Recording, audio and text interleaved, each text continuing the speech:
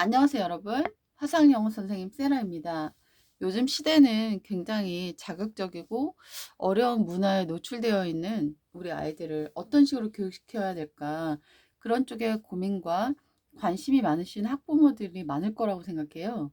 그래서 저는 영어 교육에서 평생을 이 길로만, 한 길로만 걸어온 그런 고집으로 여러분에게 좋은 화상영어를 소개시켜 드리려고 해요.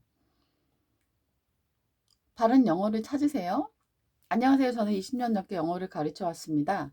영어를 잘 가르치기 위해 많이 노력하였고 연구하였습니다. 하지만 영어가 늘어갈수록 잘하지 않는 아이들의 인성을 보며 어떻게 하면 인성도 아름다워질까 고민하다 영어 성경을 교재로 수업을 하였습니다. 전 제가 운영하던 5년간 영어 성경을 교재로 가르쳤고 아이들이 많이 변하는 것을 실제로 보았습니다. 아이들은 두려움을 이겼고 게으름을 버렸고 성실하게 성경 구절을 실천하는 모습을 보였고 심지어 자살 충동에 놓여있던 학부모가 그 충동을 이기고 가정을 지킨 모습을 본 적도 있습니다.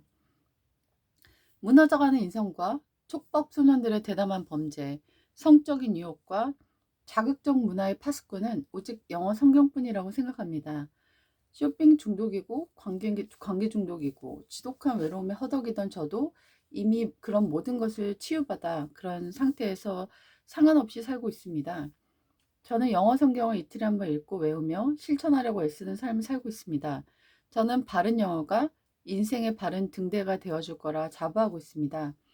호러와 허무주의, 미국 사대주의의 음란과 폭력에 물들어 있는 영어 콘텐츠에서 자녀분들을 떼어내어 빛된 학습으로 인도하십시오. 제가 존경하는 링컨은 성경을 읽고 또 읽었다고 합니다. 링컨은 아직도 존경받는 대통령 1등입니다. 성경을 읽은 아이들은 훌륭한 인물로 우뚝 설 것입니다. 의미 없이 게임에 빠졌거나 여러 아이돌에 빠져 자신의 꿈이 없이 사는 아이들이 성경을 배우다 자신의 꿈을 발견할 것입니다. 성경은 재미없지 않나요? 아니요. 이야기로 배우는 성경은 무척 재미있습니다. 흥미로운 스토리에 빠져들 것입니다. 입시도 있는데 단어 시험은 안 보시겠죠? 단어 시험은 당연히 봅니다. 요셉이 영적인 사람이었지만 실력이 밀리지 않았기에 국무총리가 된 거 아닐까요? 회화는 안 늘겠죠? 아니요. 회화로 내용을 서로 대화합니다.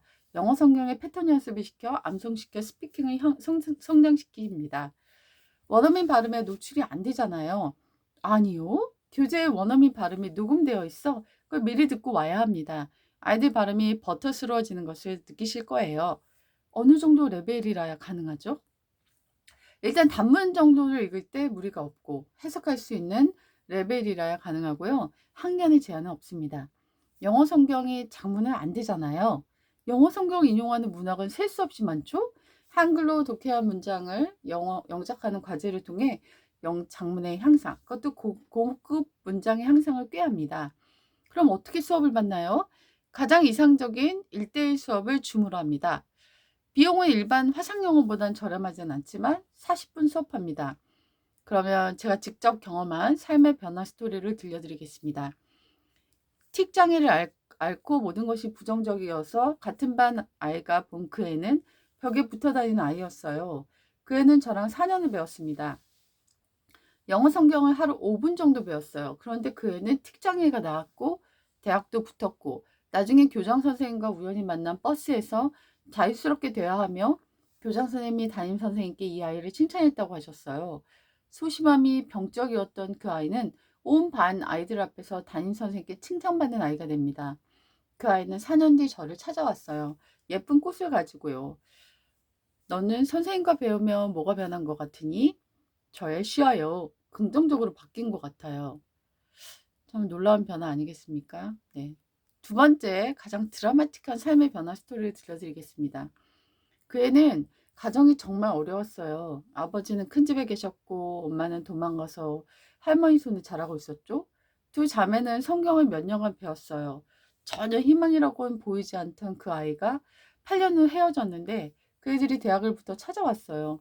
한 명은 대학에 들어갔고, 동생은 전교에서 공부를 잘하는 고등학생이었어요. 아버지는 감옥에서 나오셨고, 엄마는 다시 돌아와 하나의 가정이 다시 회복되었습니다. 그 기적과 같은 일을 성경, 그것을 배웠던 아이들이 었기 때문이라고 가능했다라고 생각합니다. 둘째가 한 얘기가 생각이 납니다. 저는 변호사가 될 거예요. 그래서 감옥에 들어가게 되는 사람들을 돕고 싶어요. 아이는 전혀 다른 삶을 살 수 있는 키를 성경에서 발견할 수 있었습니다. 영어 점수로 대학 간 후 그 뒤에 인생이 끝나지 않습니다. 심지어 120살까지 수명이 된다고 합니다.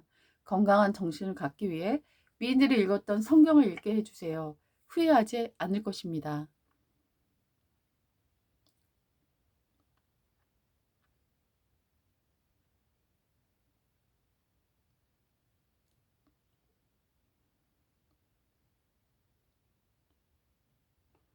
그 마취 전문 의사가 성경을 읽다가 아담과 하와 그 이야기 나오잖아요. 아담이 잠들었을 때 갈빗대를 취해서 하와를 만들었잖아요.